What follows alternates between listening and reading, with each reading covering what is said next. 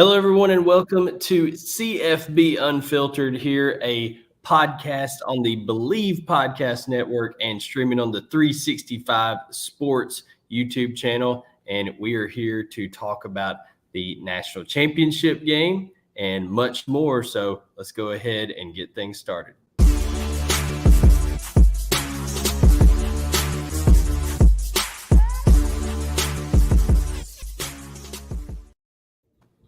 All right, I am Blaine Gilmer here with Donovan White and Josh Taylor. We are here to break down the college football playoff national championship between Georgia and Alabama, and also talk about a look ahead to the 2022 season. A lot of big-time names getting shuffled around in the transfer portal. Some programs are loading up for next year. Some may be taking a step back. We'll get to all of that, but Donovan, Josh, before we jump into this national championship game preview, is there anything just in the world of college football that has kind of caught your attention this week? Anything, lots going on, anything that you want to just kind of hit right off the bat before we start talking about the keys to the Crimson Tide versus the Bulldogs? For me, it was Caleb Williams jumping into the portal, just like every other quarterback it seemed like has done recently. And that's like you said, we'll talk about which teams could take a step forward because of the college free agency period that's going on, and some that could take a step back. But a big name like Caleb Williams, a young guy who has a ton of time left that can go to a new program and really develop himself there. But he could also come back to Oklahoma, but kind of open the door for Dylan Gabriel. But just a big name like Caleb being able to be out there and leaving like that, it kind of opened the door for a program or two to take a step forward. Yeah, I think from my point of view, it's been interesting this past week how quiet Group of Five and Cincinnati fans have been after the Alabama game. The score would indicate it was a closer game than it was, but the fact that they're so quiet means they know that it wasn't. That's my interesting point for the week is, whether or not the scoreboard was higher than we thought, lower than we thought it was going to be. I think everyone kind of knows how that game went, which is why you're not hearing a lot from Cincinnati fans or Group of Five fans or UCF fans, where I had the Bearcats back for a while there in the season. That's my interesting fact of the week. Yeah, no doubt. I mean, when you have Caleb Williams, you have, quarterbacks galore, even in the past that's happened so far, Quinn Ewers, all this kind of stuff going different places. It's going to be very, very interesting to see how all this stuff shakes out. So I agree. There's a lot to look forward to in the hierarchy. Zach Evans, we'll talk about him. He's one of the dynamic changing running backs. Him and Jahmyr Gibbs have really changed the way that the SEC West is going to look in terms of running back play next year. So there's a lot to look forward to. But the reason that we're here primarily tonight is to talk about a SEC championship rematch of the Alabama Crimson Tide facing the Georgia Bulldogs. So we'll start off with the most neutral, non-biased person in this conversation, which would be Donovan here. So we'll let Donovan, who is our resident Ohio State fan, Ohio State coming off a big Rose Bowl victory. Donovan, not having a dog in the fight here, what's kind of your take? Obviously Alabama with a 41-24 victory in the SEC championship about 5 weeks ago. Yeah, it was interesting. After you were at the SEC title game and you had mentioned, you said, listen, there wasn't, a lot of boohooing on the sidelines from Georgia. It was more of, we know what we need to fix. We know what we need to work on in these next few weeks. Let's do that. And you saw that against Michigan. I mean, Georgia just looked like a well-oiled machine. And on the flip side, I don't think Bama looked like a well-oiled machine. Again, they did some great things, Josh. They ran the ball down Cincinnati's throat, which was to be expected. The defense kind of bended for a little bit, but never broke in the red zone. The red zone defense is great. It's tough because the cards feel like they're saying pick Georgia. That being said, I don't ever feel comfortable picking against a Nick Saban-led team. This is an interesting stat that was sent to me. It was Alabama, Georgia is the fifth time teams have met twice in the same season, with both meetings being AP top 5 matchups. The loser of the first game won the rematch in all 4 previous times. So right now, history is on Georgia's side. I don't know. The other one, it was Alabama LSU, remember? Yeah, so I don't know. That is it. It's hard to pick against a Nick Saban team. Very hard.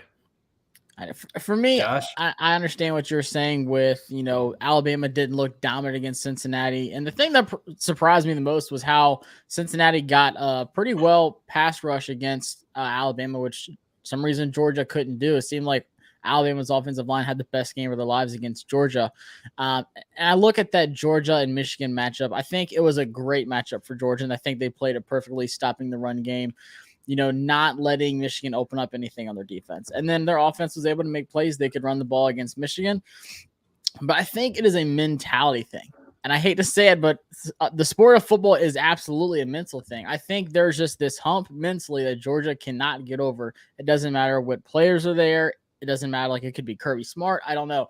But it just seems like they cannot mentally get over this hurdle of beating Alabama. I remember the game back in 2015, 2016 when Eddie Jackson and them were there. It was at Georgia. Like, it was hype on the sidelines. As we call it, the funeral game.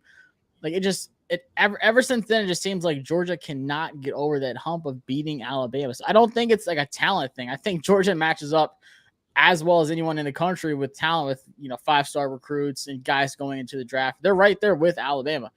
But there's just something mentally that they can't get over to beating them. And I don't know what it is. It's just one of those weird things about football. Yeah, in terms of the talent has not been equal, in my opinion, until this year. I think this is the year that Georgia has, with everybody on that roster having now been recruited by Kirby Smart and the accumulation of talent that's resulted in multiple number one recruiting classes and all those guys being kind of there under Kirby Smart now. Now I think the talent level is even in terms of 1 through 85 scholarship wise, and Georgia may even be more talented in terms of the total sum of the parts, right? But the difference is Alabama, and Kirby Smart kind of alluded to this today. He said Alabama is a tricky type of team because Alabama, you can beat them up front in the line of scrimmage and they can still make you pay because of the elite skill position players that they have. Jameson Williams, best receiver in college football, in my opinion. Bryce Young, of course, the best player in college football, the Heisman Trophy winner.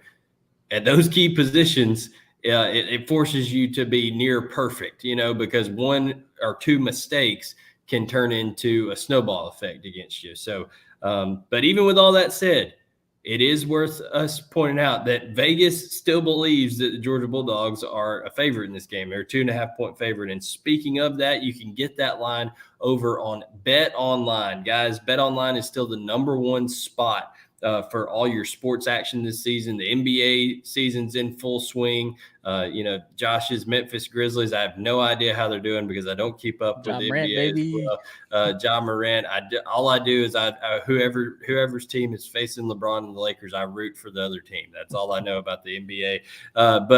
No, guys, if you want to get some action on Bet Online, then head on over to the website or use your mobile device today and sign up for an account, receive your 50% welcome bonus on your first deposit. Just use our promo code BELIEVE, that's BLEAV 50 to receive your bonus from basketball, football to NHL. Yes, I watched hockey the other night. I mean, there was no college football on. I decided, I'll see what hockey's all about. It was pretty fun. It was good to watch. I don't understand all the rules at all. It's kind of like watching soccer, but hey, there you go. So when you have that, boxing, UFC, all of that, all the actions on Bet Online, it is your number one spot to put down some bets on. Bet Online, the fastest and easiest way to bet on all your favorite sports. Bet Online, it's where the game starts. So speaking of where the game starts, I mentioned that, when you're talking about this Georgia and Alabama team, that the quarterback position, quarterback's kind of the straw that stirs the drink in college football and in all of football. I mean, if you have an elite quarterback, that changes things a lot. Obviously, Bryce Young, everybody knows what he is, and Georgia has to do a better job of making life difficult on him, right? But on the other side, you have Stetson Bennett, who I think there's this false narrative out there that he is not a good quarterback of some reason. That's just not true. He may not be a future, higher NFL draft pick or anything like that. But the young man had a QBR of 88.8 this year, which was second to only one quarterback in all of college football. Donovan, do you know who that quarterback would be? I'm going to guess it was C.J. Stroud. It was C.J. Stroud from Ohio State. So Stetson Bennett has been efficient. Participation trophy. Stetson Bennett has been efficient, and I think the whole world, Josh, would agree that in that Michigan game, Stetson Bennett looked like a quarterback that can lead a team to a national championship. I agree. The thing that I think, and we saw it really in that first matchup, George Pickens had like that one really good catch on that left sideline against Alabama. But outside of that, I don't think that Georgia has a home run playmaker downfield. I think it's more in y'all's backfield that y'all could have like a home run play for a touchdown, more in the backfield. I just don't see George Pickens or any of the Georgia wide receivers being able to go against that secondary and create a play like Jameson Williams can, or even Ja'Cory Brooks, since Mechie's out. Another one of our wide receivers to be able to keep up with the scoring of Alabama. I think we saw that the first matchup, like you said, with Jameson Williams. But then Stetson Bennett been like, all right, I have to keep up with the points that Alabama scoring, and it leads to a pick six to Jordan Battle. So I just don't see, and correct me if I'm wrong, y'all having that big play, playmaker on the outside besides George Pickens. And even with him, like I think he's still kind of getting back. I know he's 100%, but to be like the main option for him and to keep up with that secondary to Alabama, I just don't see it, being able to outscore Alabama in that way. Well, and Donovan, I'll let you speak to this too, but I think Brock Bowers may be one of the top 5 players in all of college football. Like I really do. Even as a freshman, regardless of position, Brock Bowers is a guy who, in my opinion, if he was eligible to go to the NFL, he could go to the NFL next year. He's that kind of freak, and I think that maybe not a deep threat burner, but he's going to have Alabama's attention anywhere on the field. I think the X factor in this game is someone who, for the first time all year, after he had 3 weeks to really rest and to get healthy, Jermaine Burton had a huge game against Michigan. And, he was Georgia's second or leading receiver as a freshman, and had some big games with George Pickens, not being able to do some things early on. But Jermaine Burton is the type of guy that a lot of people were excited about when he came in. He's had some nagging injuries, but now he's finally gotten healthy. I would actually argue that in terms of experience and the number of weapons, Georgia has more of them on the outside in this game going into it than Alabama does, which is it would shock some people to hear that, right? But in terms of how many number of weapons they have, it's the truth. I mean, you got Pickens, you got Burton, you got Bowers, you got Kyrus Jackson, who hasn't really done a whole lot this year. James Cook is a guy that was used. He caught 2 touchdown passes against Michigan. I mean, he's going to be a Swiss Army knife type guy in the NFL that's going to do a lot of good things. So it's going to be interesting. It's just how does Georgia has, it seems like, not just Stetson Bennett, it seems like play calling wise in these big games, Donovan, versus Alabama, it seems like they kind of get in their own way a little bit play calling wise, not running the football enough, not distributing it to certain guys enough. Yeah, and I think it does start a lot with Brock Bowers. I think they need to not oversimplify, but stop thinking as hard with playmakers like him. He can block, right? It helps your run game immensely. Watching him block is a thing of beauty. He can go across the middle of the field. He can do one-on-one contested. He can motion in the backfield. He needs to be – I mean, the fact that Georgia had so many injuries with their playmakers at the beginning of the season, right, and they didn't really have a big-name guy like Jameson Williams for a season. They didn't have a guy like that, and yet Brock Bowers is almost at 1,000 yards receiving if he hasn't crossed that already, right? That should tell you how good he is and how he needs to be a focal point of this. 846 yards receiving. Do you know in Georgia's history ever, they've only had one 1,000-yard receiver ever. That was Terrence Edwards in 2002. They've never had another one. One singular season of 1,000 yards. So if Brock Bowers goes in here and has 170 yards receiving in this game, which he had 130 in the first time. If he has that game by his mind, he'll be Georgia's only second receiver with 1,000 yards in a season all time. So, and he'd be a tight end. So it'd be absolutely nuts for Georgia. But no, I agree with you. He's got to get the ball early and often. Mm-hmm. And I think you saw it was interesting at the Michigan. Georgia's offensive line against those two dynamic edge rushers and Hutchinson and Ojabo. The Georgia O line stepped up, and I want to see if they can replicate that against Will Anderson, right? Because Bama we kind of figured it was going to happen against Cincinnati. It's Cincinnati, but they got great pressure all the time. They're always in Ritter's face, right? He didn't even have 150 yards passing, I don't think. If Georgia's offensive line can recreate that and get the run game just efficient, and you give Stetson Bennett that time to find Bowers, find Pickens, right? I think you can see similar effects to what you did against Michigan, where they just looked efficient. They looked like a well-oiled machine, not necessarily explosive. They weren't, throwing up 50 points, but you could tell that they were in a rhythm. They were in a groove. Yeah, Alabama brought the pressure a lot against Cincinnati, whether it was, corner blitzes, linebacker blitzes. It seemed like Dallas Turner, Will Anderson, all those guys were in the backfield. It seemed like every single play.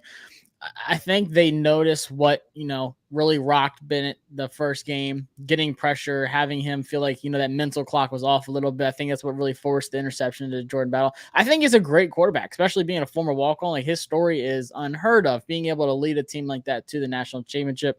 I think he's done a better job than JT Daniels, not that JT Daniels is a bad quarterback, but I think that he has to get out of his own mind and know that he just has to do his job, not create turnovers, make big plays. I think he's capable of doing it, but Alabama knows that they can get that pass rush on Bennett. I don't think they're worried about not being able to, whether it's, creating different disguises, bringing guys back. And, if they look like they're bringing pressure and taking him back into coverage to get him confused off his game early. I think that's what it's really going to take. But I think Georgia has to run the ball this game to have any shot. I think you can't just depend on Stetson Bennett to win the game, right? There's not been in any – I went back and looked at the last 4 matchups. Georgia has not rushed for 4 yards per carry in any of the matchups. The highest has been 3.9 yards per carry. They really need to get that up to, I think, around the 5 yards a carry mark and just be willing to be stubborn with the run. Sometimes I equate this game very much because of the level of talent in it, Josh, to an NFL game, right? And you see NFL teams hammer away at that run, even if it's not working at times. Why do they do that? One, it manipulates that the second level of the defense. It forces those linebackers to honor it. And when you have tight ends that are your strength, Brock Bowers, Darnell Washington, those type of playmakers, even I would argue a George Pickens and a Donnie Mitchell, who are really more intermediate threats than they are deep threats at times. Now, George can high point a ball, but George Pickens running a 15-yard dig route that's a scary thought for a defense. Just allow George to be George. I think he's finally healthy enough. But if Georgia is more stubborn with the run game, right, I think it'll pay off for him in the end. Kind of flipping things to Alabama. Are you in the least bit concerned with the health of Emil Ekiyor and Chris Owens on the right side of that offensive line for Alabama? I think Ekiyor has a shoulder and Owens has a ankle. Well, Owens looked terrible against Cincinnati. So honestly, no, that's probably his worst game ever. He had 4 false starts. He was getting beat by Myjai Sanders. It seemed like every single rep. But one thing I have noticed, even back at the Auburn game, we've done so many different rotations on the offensive line. So I feel like Nick Saban knows what he has at each point. Like I said, of course, Ekiyor is a huge loss if he doesn't play. But I have faith in that offensive line to be able to switch things up. And I think it's mostly also with blitz pickups with the running back. Brian Robinson is not afraid to pick up a guy. So yes, he can run the ball, but he can also pick up some blitz packages and stuff like that. But the thing is, Bryce Young has got to be able to use his feet. So if he gets hit like he did against Auburn, which we didn't see the first matchup against Georgia, which I think we did a pretty good job of containing that, I think he's going to be fine. But I'm not really too worried about the offensive line having to move around and stuff like that. I think Nick Saban's got to figure it out because we've already had to move it around, I think, 5 or 6 different times so far this season. Well, Donovan, you're an offensive line guy. I'll tell you, it would worry me if I was Alabama if Damian George had to come in and play right tackle because that young man has been abused this year. Yeah, I mean, he didn't have a good game against Auburn. I think the thing with Alabama that they can't forget is they can't forget about the first SEC title game, right? I understand that they won, but they had, I think Brian Robinson had like 55, I think it was 55, 56 yards rushing against Georgia, right? They didn't really have a balanced offense in that game. I mean, Bryce Young had like 400 plus passing yards, right? He ran the ball well. I think he had 40, 45 yards, but they didn't have a run game. They didn't really have a strong run game in that yet, and they did against Cincinnati. But again, the only reason they did against Cincinnati is because it's Cincinnati defense line. So I was, pretty high on going in there as a pass rushing standpoint, but they had nothing to offer in run stopping. I think that a Bama O-line, especially if they have to shuffle things again, cannot blow over the fact that this is a Georgia team that remembers that they just lost the SEC title game. They're playing better, and this is not a group of five, defensive line, front seven. I don't care what they did or thought they did to get the first time against them. If they're replacing an entire right side of the line, and Josh, you've seen them more, whether or not they've shuffled again, that's still a huge factor going into a national championship game where Georgia is ready to play. So is Alabama, but Georgia's ready for revenge. That's what they're ready for. Blaine, do you think that Georgia's at all hesitant about, bringing blitzes from the second level with guys like Nakobe Dean, third level, just because of how bad, that coverage was in that first game, SEC championship game? Like, are you hesitant at all of taking guys away from the coverage and trying to get to Bryce Young? Well, if you look at what Georgia had to do in that first game, they tried, and Lewis Cine even acknowledged this during a press conference. He said, we were doing things that we hadn't done all year. What they were doing is they were at all times, they were bracketing both Jameson Williams and John Mechie. So when you got two bracket coverages going on in a defense, that leaves room for some other places to become vulnerable, and it also leads to some confusion, right? Which that did happen. I think John Mechie not being there is going to allow. I think they feel confident, even though Ja'Cory Brooks, I think, is a tremendously talented receiver and is going to do great things at Alabama. I think they're confident that Keely Ringo or Darren Kendrick can go one-on-one with Ja'Cory Brooks, or play just their normal matchup quarters coverage on that side of the ball. And then on the other side with Jameson Williams, bracket cover him.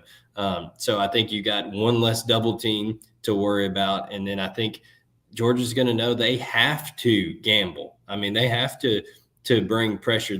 I think there's going to have to be more times. They were trying to consistently rush with 4 in that first matchup. They're going to have to bring 5 and 6 to affect Bryce Young, to be able to. And it doesn't have to all the time be bringing 5 and 6, right? But they have to mix up the looks, and even if it's a simulated pressure, to make them think, okay, we're bringing 5 or 6 on each time, and drop different guys out.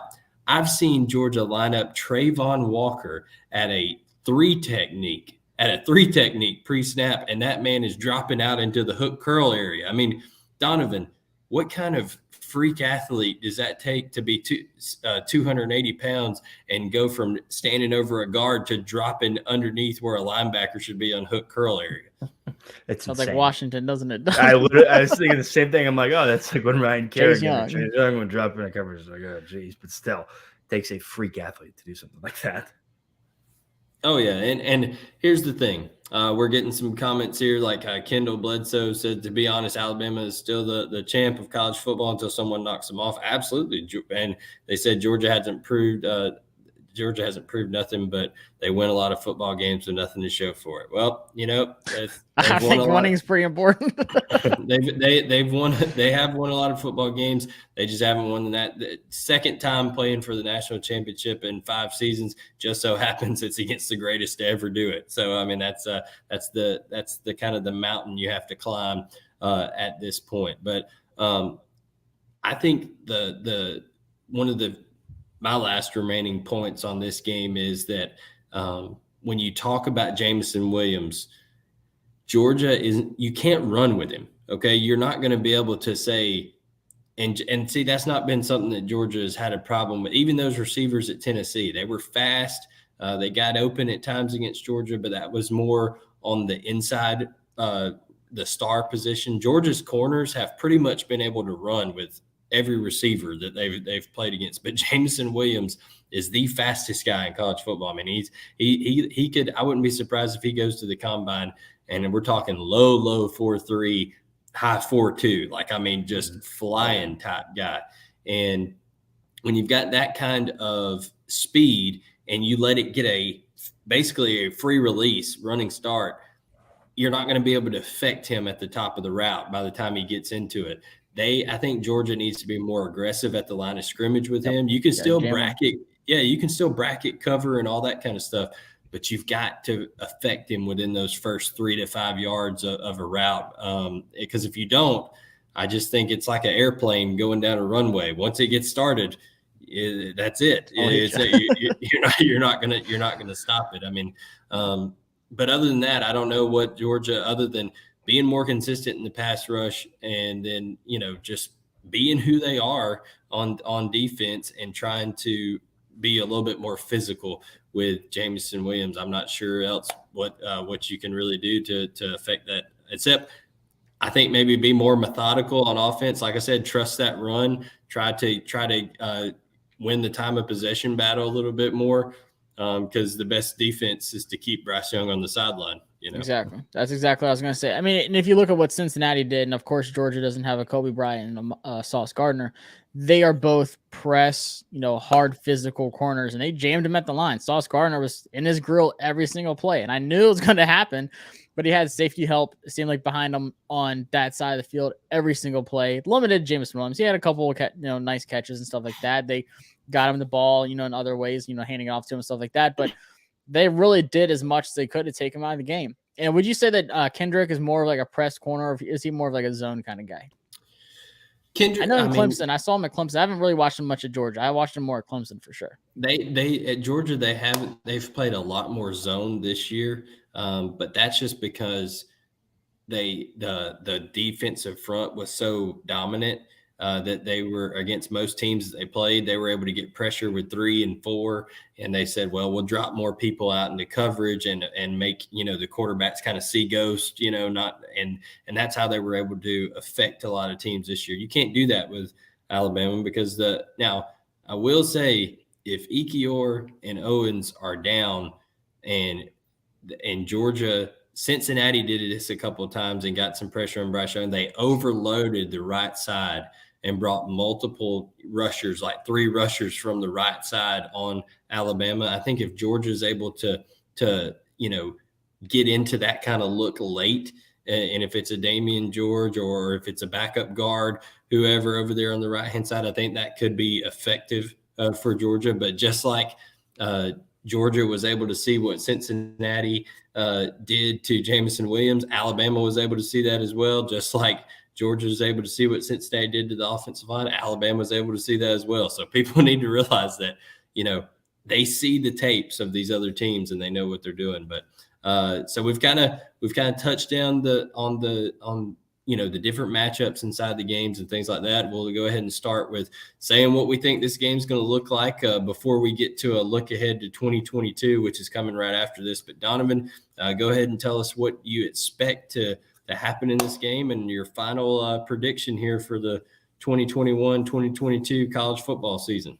I'll be honest, this one is tough to pick, and it might, in my harder brain, whichever one's making the pick, it might change, before the game tomorrow. But I think it all comes down to who mentally is ready for the moment. I think both of them are. I think it's just a matter of who's going to be more mentally ready. And when it comes to that, it's hard to pick against Alabama, and I won't for right now.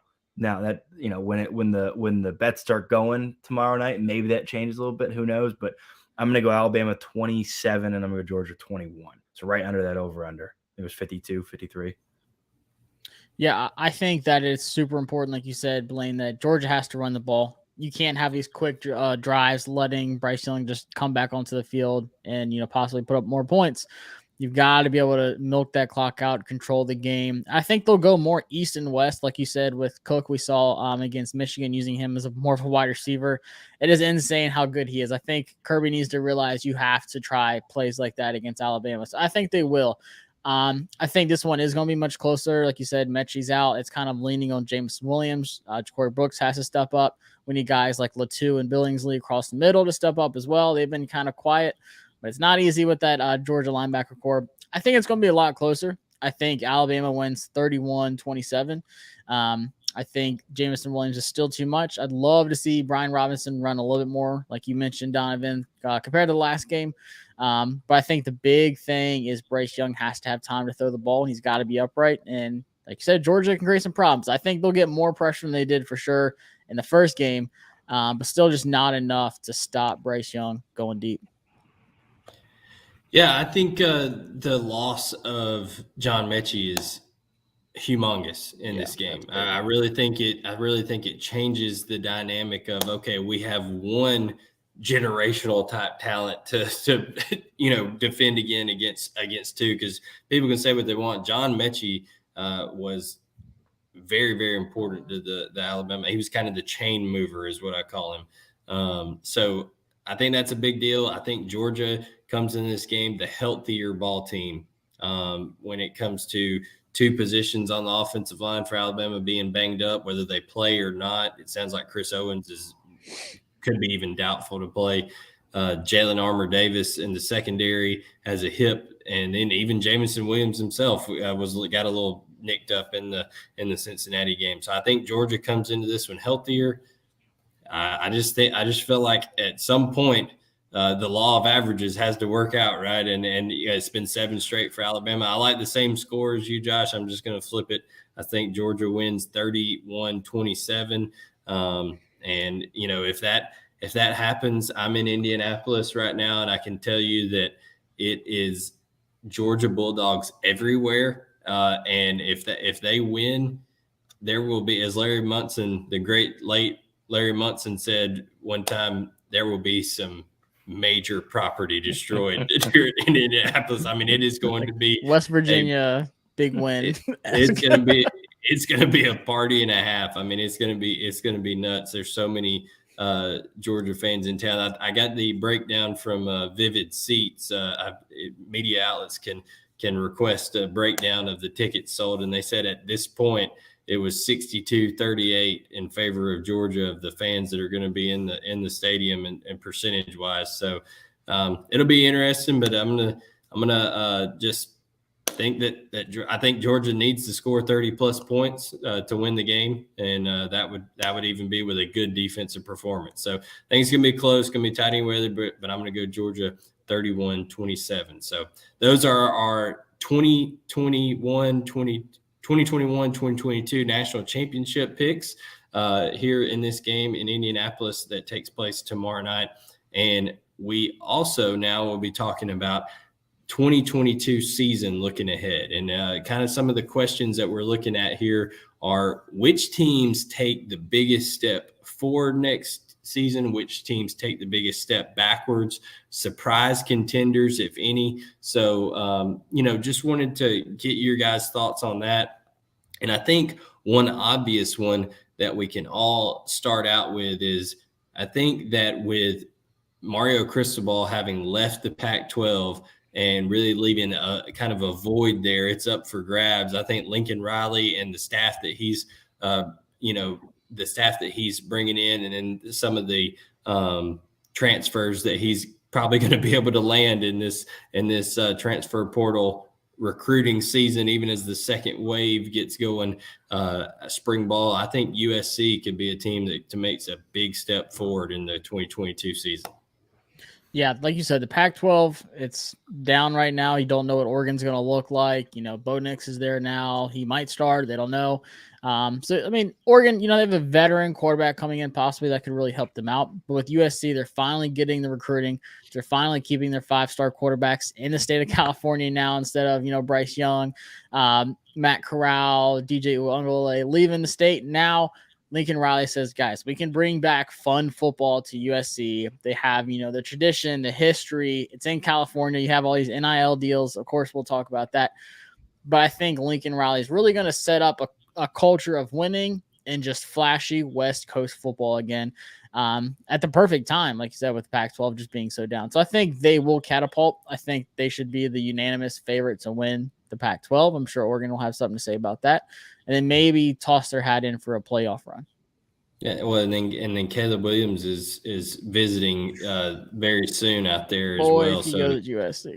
if he follows USC, I would go ahead and find the sports book here in Indianapolis and see if I can get a futures bet on Caleb Williams winning the Heisman next year. But Donovan, who's a team? I've said USC. Who's a team that you expect to take a big step forward next season? I think South Carolina is one that I think should take a big step forward. That all does depend on how Spencer Rattler plays. If we see Spencer Rattler from 2020, it's gonna be a little different. If we see Spencer Rattler from early 2021 when he was still starting, it's gonna be about the same South Carolina team we see every year, year in and year out. I think they're a team that has for a long time, especially they were starting a graduate assistant at quarterback, right? They were starting walk-ons at quarterbacks. They've been a team that's never really had a difference maker. Then Spencer Rattler is a guy that can do that. We all expected him to be, potential first overall pick, potential Heisman winner this year, and obviously none of that happened. I think they've got a good chance to take a step forward. Maryland's another team too, with Talia Tagovailoa. I really think that they can go from being that 6-6, 6-7 win Big Ten team to like a more 9-win Big Ten team, consistently ranked in the top 25 Big Ten team. I really do. I think their offense takes a huge step forward next season. Yeah, I mentioned Notre Dame too. I mean, I know they're losing guys like Kyron Williams and Kyle Hamilton, but Marcus Freeman just making it fun again.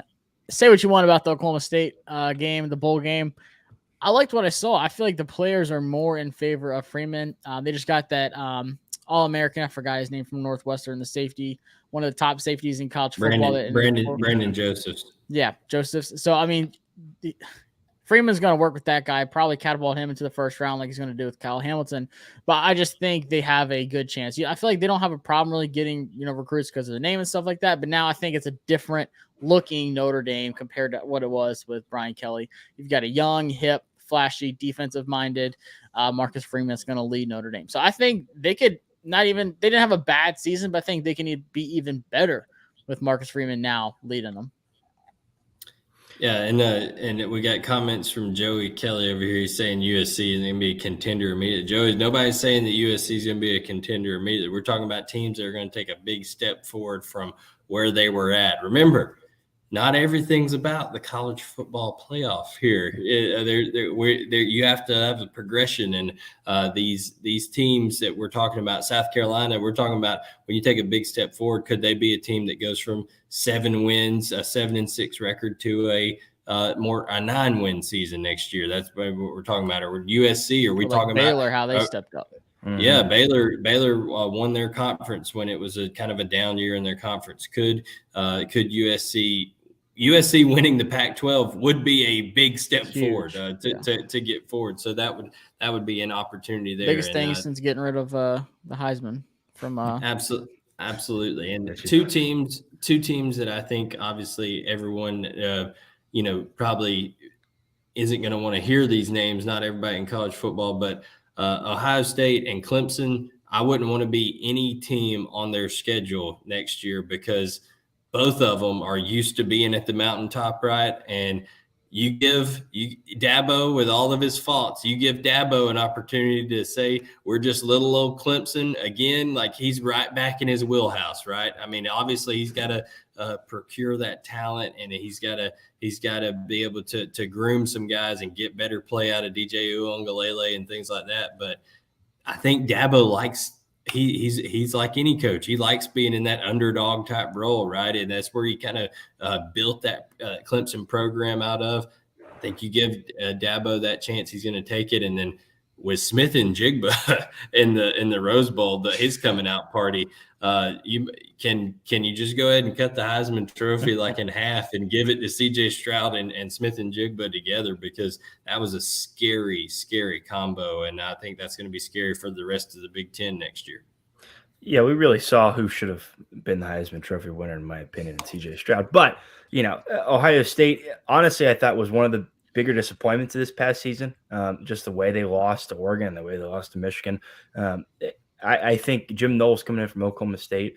I think Ohio State finished about 80, 85 in total defense. So bad, pretty bad for Ohio State standard. If he doubles that, it's not that hard to go from 80 to 40. It's no one's asking him to make it the best defense on the planet, but you make it above average defense. Honestly, if you make it about 40, 45 ranked overall, you can pencil in Ohio State, in my opinion, to be a top 2 seed in the playoff. Because that offense, what you saw in the Rose Bowl, is going to be the same exact offense next year. But you just add in more recruits, you add in more experience from Marvin Harrison Jr., CJ Stroud. Yeah, I was going to say Marvin Harrison Jr. 3 touchdowns. Look like his dad out there. I think they do take a big step forward again. It's hard to take a big step forward when you already when your team that already has 11, 12 wins. It's like, how much bigger can you get? But I think that Ohio State and Clemson too as a team, they're both teams that they're teetering on the edge of unlocking their full potential. I think more so Ohio State. Oh yeah, I think Ohio State's better off than Clemson. Like, they're not losing Elliott, and then offensive coordinator, defensive coordinator, athletic director. Like, Clemson's got some rebranding to do. And he's lost how many recruits for like the next 2 years? Probably like 8, something like that. It's a lot. Yeah, but even you got to think about it. Even with what he's lost and things like that, and even having I can tell you one thing: Clemson's offensive line will not be worse than it was this year. It will not. It can't. It cannot. Can't be. So you get a better year. Whether it's just those same guys that were there getting a year older, whatever. But Booth is gone. Justin Ross is gone. You got like Will Shipley coming back. That's it.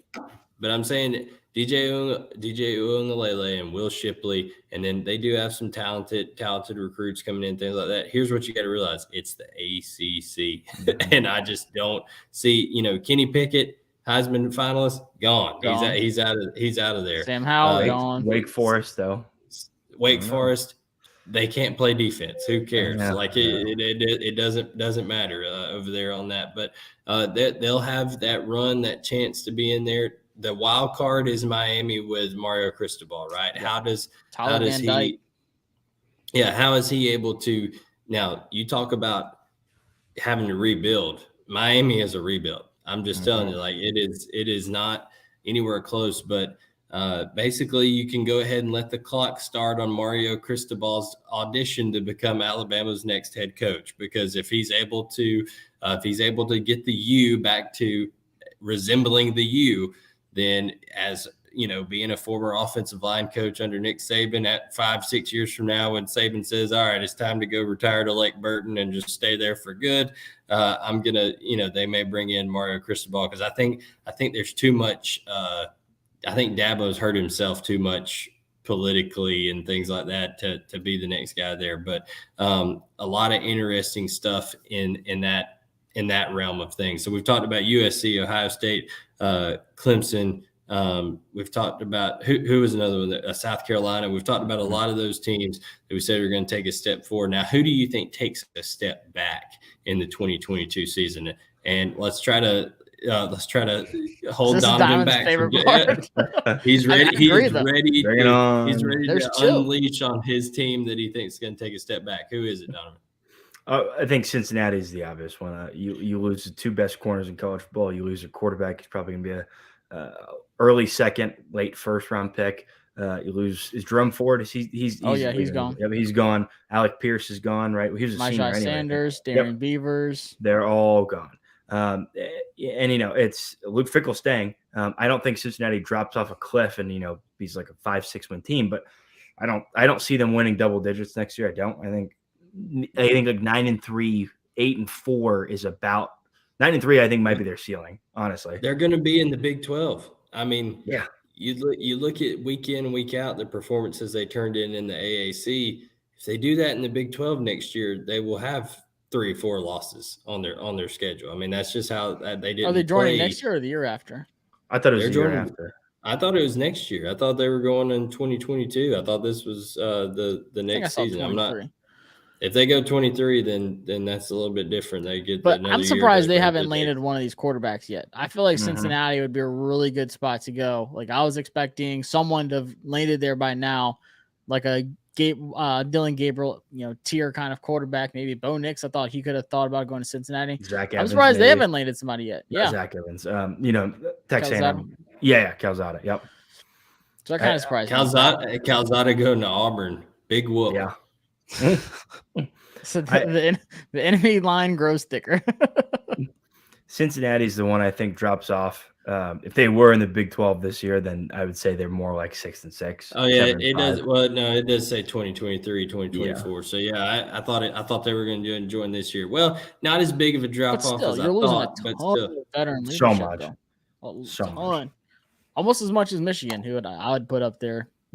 Harbaugh's thinking about rumors he might go to the NFL, which would be the worst thing of his career to do because he's not going to last in the NFL. I hope he does. Let the rebuild at Michigan start again. What if he went to Washington? Stop.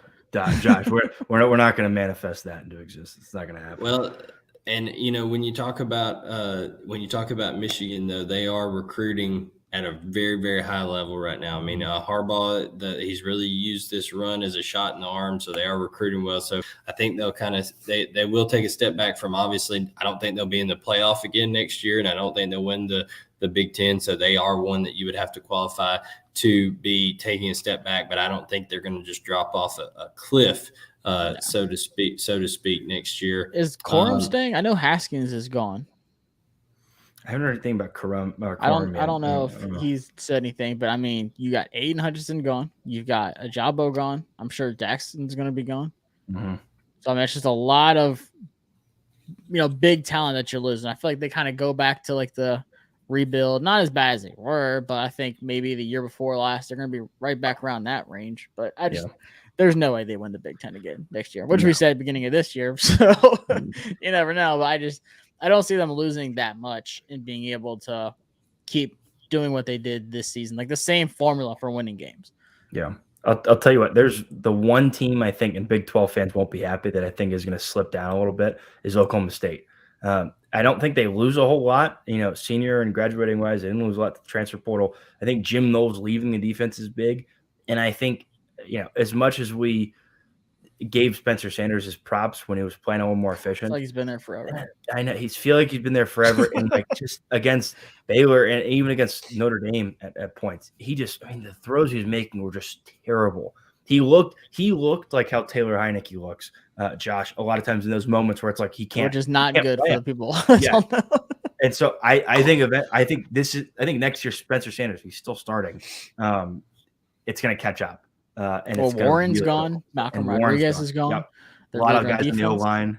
Yeah. Starting center, I think Josh Stills, the left guard, is gone. They're losing a lot up front. I think they take a step back next year. Yeah, and then one team that, and I'll try to throw them in here, basically that I missed on the step forward, but in terms of the step back is Ole Miss, right? I think Ole Miss, they're losing Matt Corral. I know that he's a quarterback whisperer, Lane Kiffin is, and I know he can have a lot of guys. He brought in Zach Evans. I know that's something exciting, but let's not forget the baggage that Zach Evans comes with. I mean, there's a lot to it. So, but here's the thing: they were ranked 8th in the country. It was the first 10-win season ever in the history of Ole Miss. So I think that naturally they'll take a step back. And one reason I think they do is because I think both Texas A&M and LSU take steps forward. Texas A&M just spent $30 million on a recruiting class. $30 million they raised through LLCs that they created for NIL purposes and things like that. And these are structured contracts. These are structured contracts with these players that, over time, you have to stay at Texas A&M for a certain amount of time to collect different steps of the money. So this is the next wave and evolution of college football. Texas A&M, if they can get the quarterback situation right, if Connor Wigman is who they think he's going to be, then they've got a shot to be really, really good. I mean, they already beat Alabama this year at home with not even having a quarterback, in my opinion. Zach Calzada just had an out of body experience there in College Station. Was throwing stuff around. The ghost of Manziel's past came out of the field. It was unbelievable what he was able to do. But Jimbo Fisher's building something special over there. I think the SEC West is just going to get a lot tougher. I also think, they're going to have to deal year in and year out with Mike Leach's team, because Mike Leach he's going to build this team where he's constantly going to be dangerous, right? He's not going to be consistent at all. There will be no consistency, but he will be dangerous. he will be dangerous. And Will Rogers, arguably returning, is maybe the best quarterback other than Bryce Young in the SEC next year. Will Rogers can sling it. I mean, he can 60 times a game. Yeah, he's not scared. He can put it in tight windows and things like that. But the other team in the SEC, I think on the Eastern side that could take a step back is Kentucky. I know they've got Will Levis returning, but they're going to lose a lot on the offensive line. Robinson. They're losing Wan'Dale Robinson. They're losing a lot of seniors. I mean, a lot of seniors on that defense. I mean, Kentucky, they put 6 guys in the NFL draft last year. I think they could put 5 or 6 in the NFL draft again this year. That's how talented that Kentucky team was. They won the Citrus Bowl, 10-win season. So I think Kentucky could take a step back again. But Mark Stoops stays on for the foreseeable future. He's making him some money now. So those are the teams that we think will take the step back. Any surprise contenders, guys that are programs that you think could kind of be the Michigan of next year and actually contend, jump into the college football playoff? Any teams that you think are capable of making the biggest of jumps forward in terms of that? A Michigan jump is really hard to do. Like that came out of nowhere, and it took beating Ohio State, then winning the Big Ten to do so. So I'm just trying to think who could possibly win. Like I wanted to pick like an SEC team, but I just don't see anyone beating Alabama and Georgia still to being able to do that. You also have to have the right schedule set up, right? You can't front load it too bad to derail a team, and you have to have some ranked wins in there, right, to get them to be a true contender, right? Because if you said like a team like Houston, right, was going to go 12-1 or 13-0 next year, well, it's great. Like that'd be awesome, but that doesn't make them a contender because they wouldn't really play anybody, right? They wouldn't be Cincinnati next year. I feel like it would have to be the Big 12. I feel like that's the more wide open. Maybe Baylor has an even better year if Dave Miranda comes back, but I don't know. I'm going in terms of surprise contender. I'm going a group of 5 team. And I'm going USF. I'm going Gus Malzahn and USF. And the reason I'm going with them is because I think Cincinnati takes that huge step back in the AAC. And USF has 2 opportunities to defeat Power 5 teams next year early on in their schedule. Even though they're not great Power 5 teams, they could make statements against Louisville and against Georgia Tech in their schedule. Yeah, UCF. You said USF, sorry. I meant UCF. Sorry. I was like, dang, that's a jump. No, when I said Gus Malzahn too, so I said I just got my letters mixed up in my USF and UCF. But no, UCF, I think they proved, even though that it was a decimated Florida team, I thought that was an impressive performance that they had in the Gasparilla Bowl there at the end of the year. I think Gus Malzahn has that team excited. Now they've brought in John Rice Plumlee as a transfer he's going to help that baseball program out. And all indications are with Dylan Gabriel being gone, he could come in there and compete for quarterback. He could do a lot of different things. I mean, you give Gus Malzahn, the mad scientist, a guy like John Rice Plumlee who can run.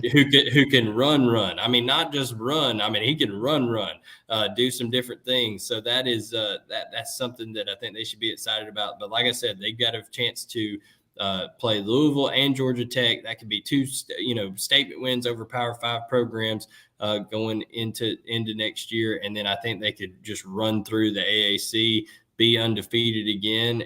And now there's a precedent, with Cincinnati having been undefeated the previous year to now. I don't know if Cincinnati getting in hurts them because of how they played against Alabama, but they'll be in that conversation once again, I think, to be a group of 5 contender.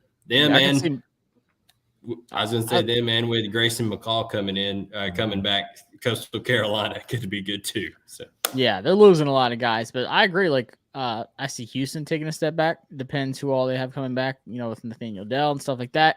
Memphis, SMU.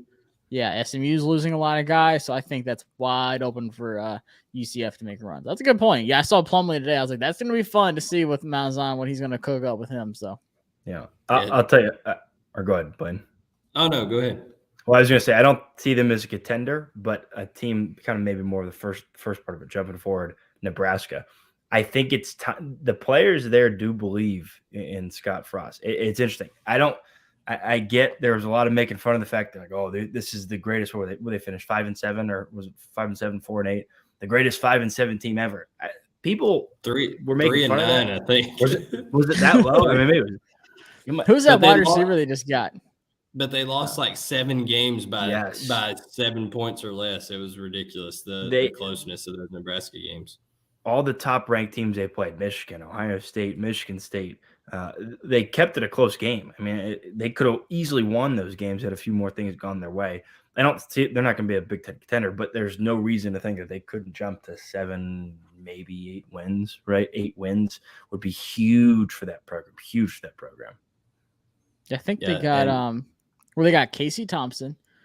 They got I think the wide receiver I was thinking of is Trey Palmer from LSU. So yeah, I mean they're getting recruits, they're getting some transfer guys coming in. Like I said, they try to figure out how to close out games because that's not a good stat to be leading in by losing games by 1 possession. Absolutely not. And then who do you think finally of the new coaching hires? Notre Dame, USC, LSU, Florida. So we've got Marcus Washington, we got Lincoln Riley, we've got Brian Kelly, and we have Billy Napier. Those are the ones that are kind of at the bigger programs of the coaching carousel there. Which one do you think has, if you're talking about in the next 5 years, which one of those schools do you think has the most success under those new head coaches? I think it's going to be USC in the long run. I think the one you'll see it the most different is Florida, just because of how much of a culture builder Billy Napier is and how much of a culture shift I think Florida needs. I think that'll be the one that them or Notre Dame, honestly, because I think both those cultures are about to change dramatically for the better. But I think Florida especially, you'll see it more noticeably. Maybe not top of the SEC like they have been in a few years past. Maybe not consistent contender, but I think you're going to see that pretty notably. But I think in general, it's USC will be the long run over 5-year time span. Yeah, I think Napier just needs to get back to recruiting because Florida recruiting has been awful the last few seasons.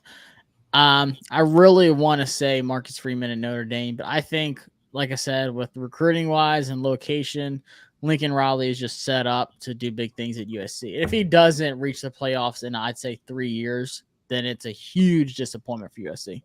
Because, like I said, they're getting the 5 stars. He's bringing a ton of guys over from Oklahoma. Like, he has playmakers with him. He's set up to do anything he wants out there in the Pac-12 against nobody right now. So I think if he doesn't end up as the best hire in the next 5 years, then that was a huge disaster for USC. If he doesn't win a championship in 5 years, then it's a disappointment in USC's opinion. Yeah, I think the only reason that Lincoln Riley wouldn't end up being the most successful is if Dan Lanning is able to really